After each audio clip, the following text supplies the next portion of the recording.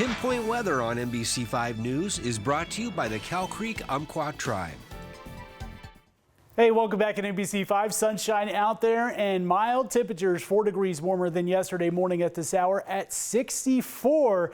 Get ready. That heat ramps up even more as we're getting through the next few days. Wind speeds are calm, expecting a light breeze into the afternoon hours like we've been dealing with last few days. We are 10 degrees to 15 degrees above the seasonal high, and this is expected all the way through this weekend into next week. Now we might start to see a slight cool down just by a little bit compared to this weekend into the later half of next week with still upper 90s, still very hot, but at least it will likely drop out of those triple digits, which is some good news. But it's not only us dealing with the heat. You're looking at the excessive heat warning for parts of Arizona, southern Nevada, going across California, even central California, just to our south. Now we are under the heat advisory. This goes all the way through Tuesday. So just keep in mind if you're going to be outdoors in the afternoon hours.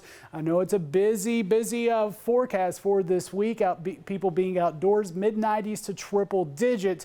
Find ways to stay cool, stay hydrated out there. Take care of your body. We are looking at the signs and symptoms of heat exhaustion and heat stroke. Again, heat stroke is the more serious, even deadlier signs of the heat just affecting your body. So not only just for you, but also just some of the signs and symptoms to watch out for others as well.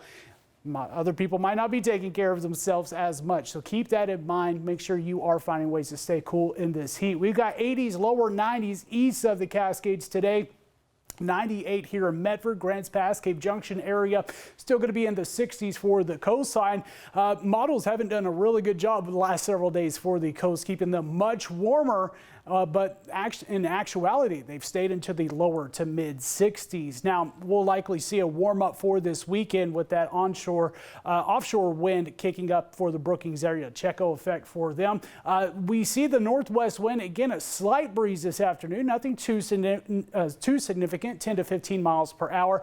Gusts still could get up to around 20, maybe 25 miles per hour. Wind speeds will calm into the nighttime hours. And thankfully, wind speeds aren't all that strong. Otherwise, our fire danger would be much higher, and you're looking at still some minimum to low signs of wildfire danger. Now, that doesn't mean we can't get fires. It just means the winds are still on the lighter side, so fires are likely to stay a little bit smaller, which is good news. But of course, a very busy weekend in terms of July 4th around the corner. We've got July 4th on Tuesday. And with that, of course, people want to get out there and pop fireworks. So definitely not something you want to do in these drier conditions. If so, make sure you have something that could put out a fire very quickly. Now, 90s, triple digits here through the forecast. It is staying hot, no doubt about it. Plenty of sunshine, no good signs of any rain. Morning lows in the 60s. Climate Falls seeing some mid-90s this weekend, dropping into those lower to mid-90s. A little bit cooler next week, not by much. Morning lows into the lower 50s. Northern California, a lot of that forecast also in the triple digits. And again, a little breezy here and there in the afternoon hours up to that 10 to 15 mile per hour range. A little bit stronger wind speeds kicking up today for the coastline, sticking around through the weekend. Again, warmer for the Brookings area. The rest of the coast will stay into the 60s, and Brookings will fall back in line as we get into next week.